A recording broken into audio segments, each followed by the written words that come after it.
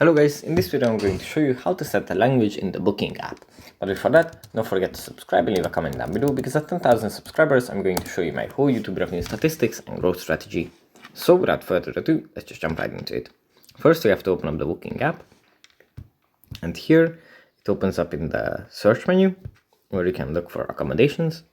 From here we have to tap on profile, then we have to scroll down and tap on settings.